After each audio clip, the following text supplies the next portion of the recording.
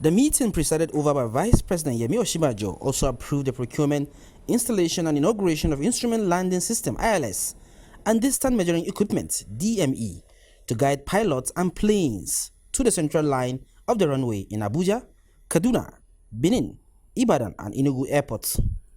Briefing journalists after the fake meeting, the Minister of Interior, General Abdurrahman Dambazo, said the approval for the procurement of arms for prison guards was necessitated by the need to secure the prisons, particularly where inmates require maximum security.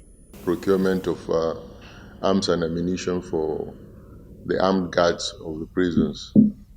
As you know that there is need to secure all our prisons, particularly where we have inmates that require maximum security.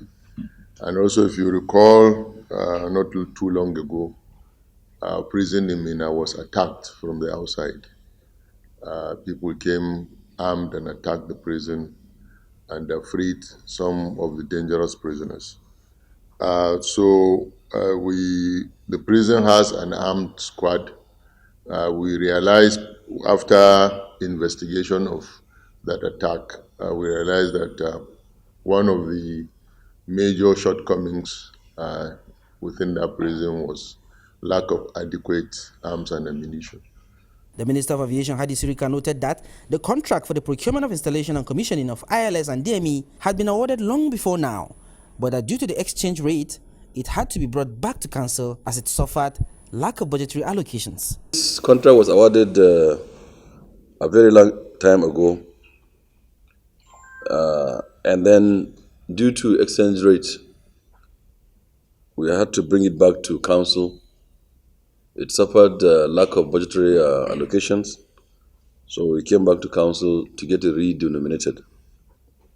It was initially awarded in December 2011, but since then nothing happened because there was no budgetary allocation, and therefore it suffered this fluctuation of foreign exchange. And at the time it was awarded when the dollar was at 154 and now at 305. So it's been approved, and the user department is NAMA, Nigerian Airspace Management Agency. And of course, this is a very important instrument for us to be able to operate in poor weather conditions and to be able to take the planes down to the center line and threshold of the runway for safe pilotage. So this is a safety concern, and gladly it has been approved. Also, the Minister of Power Works and Housing, Babatunde Fashola, submitted two memoranda, one of which was for the cost revision for the Ilorin-Umuaran-Kaba Road reconstruction, that is the road linking Kwara and Kogi State. Follows along those similar lines. It was a cost revision memorandum for the Ilorin-Umuaran to Kaba Road. That's the road that links Kwara and Kogi States. Had been previously awarded at 13.541 billion in 2013. Then we awarded the Egbe to Kaba in 2017 to complete the link from Ilorin to Kaba. So we now have cost revision from the previous award of 2013 because of exchange rate, price fluctuations, and all of that. So it's gone from 29.951 billion to 43.492 billion. So it's a variation of 13.541 billion.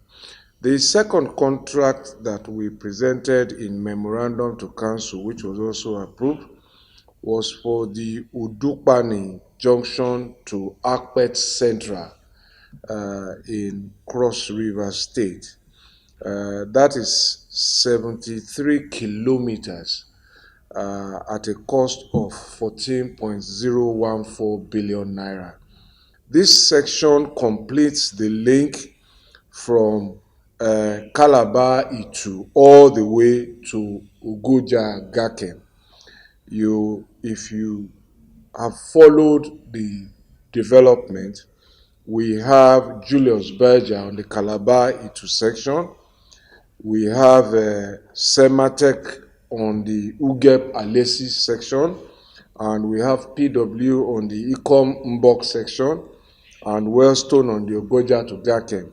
So it was Udukbani to Akbet that had no contract, and that's where you have reported in the past that some petrol tanker trucks and stuff had been stuck. So that contract has now been awarded, and hopefully, as we head into dry season now, reconstruction work will start there and continue along the entire length. The Minister of State for Environment, Ibrahim Jibrin, hinted that the Council approved a memo for the ratification of the Doha Amendment of the Kyoto Protocol, which concerns the United Nations Framework Conventions on Climate Change, which is a major global issue across the world now. The Doha Amendment to the protocol is essentially to get developed nations who are industrialized, who are leading in the production of gaseous materials into the atmosphere, to take responsibility and to assist countries like Nigeria who are developing and who are not producing any emissions significantly, but are suffering the consequences. We're all aware of the flooding that we experienced this year, and this has been going on right from 2012. So you might say, why are the importance, or what is the benefit Nigeria will stand to gain from this amendment? First of all, once this amendment is ratified, as we want it to be, and has been approved now, there will be access to financial assistance, which will help in mitigating and adapting to impacts of climate change.